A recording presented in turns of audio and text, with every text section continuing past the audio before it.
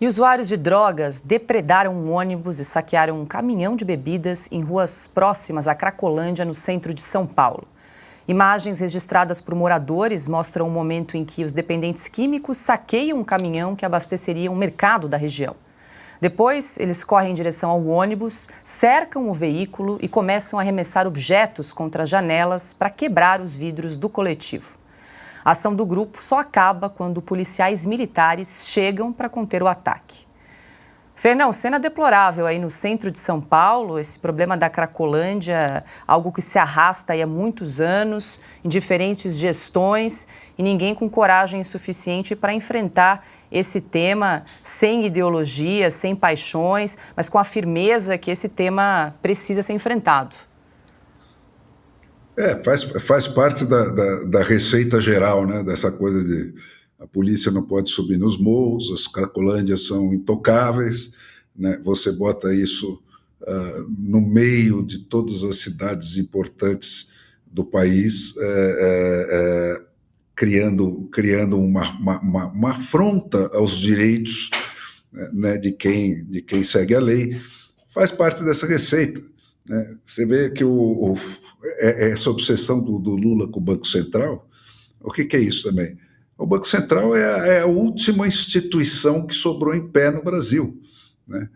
E essa colheita aí de que ele está falando que vai ter agora é do que o Roberto Campos Neto plantou, né? Ele acabou de destruir, por exemplo, na semana passada, né, todo o rito de alteração da Constituição, com aquela operação vergonhosa que aconteceu no Congresso Nacional nessa reforma tributária.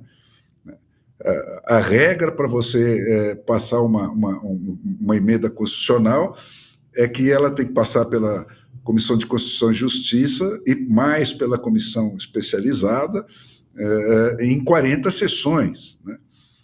Então, a pretexto de que a PEC original tinha passado por isso, eles meteram um substitutivo que não tem nada a ver com a original, que passou em menos de 24 horas, né? Daquele jeito que a gente viu, né? Os deputados votaram em alguma coisa que eles não tinham nem lido, né? Nem o Bernard Api sabe mais o que foi votado, porque ainda estavam modificando o projeto depois que ele foi votado.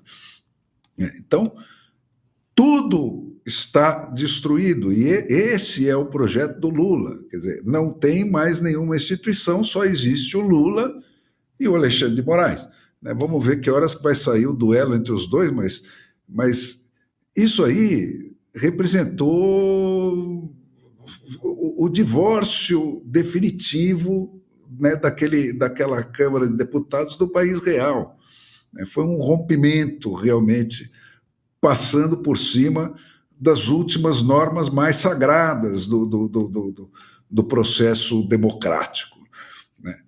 Isso para quê? Para você desconstitucionalizar a ordem tributária. O contribuinte brasileiro tinha uma proteção na Constituição, né, limitada, porém tinha.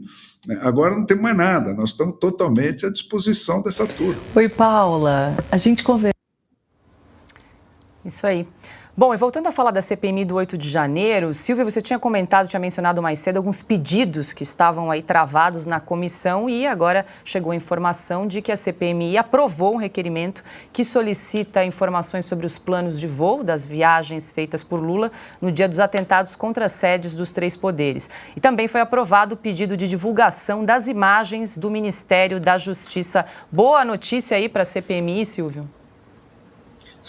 Sim, boa notícia. A Ruth Moraes, nossa correspondente, trouxe essa informação agora. Parece que o governo vacilou e permitiu essa aprovação que, para quem não tem nada para esconder, deveria ser pública, né? Qual é o plano de escudo do Palácio do Planalto para aquele dia? Quem assina esse plano de escudo? Quantos homens estavam preparados para atuar naquela tarde? Assim como as imagens do Ministério da Justiça, para a gente entender qual é a versão correta e não a narrativa do senhor Flávio Dino. O que é que ele estava fazendo lá? Que horas ele chegou ao Palácio da Justiça, que é contíguo ao Palácio do Planalto, para quem conhece a Esplanada. Que horas ele chegou? Quem mais estava com ele? Precisamos saber. Né? Então, é uma boa notícia. O Paulo queria fazer um brevíssimo comentário sobre essas imagens perturbadoras que a gente acabou de mostrar em relação à Cracolândia.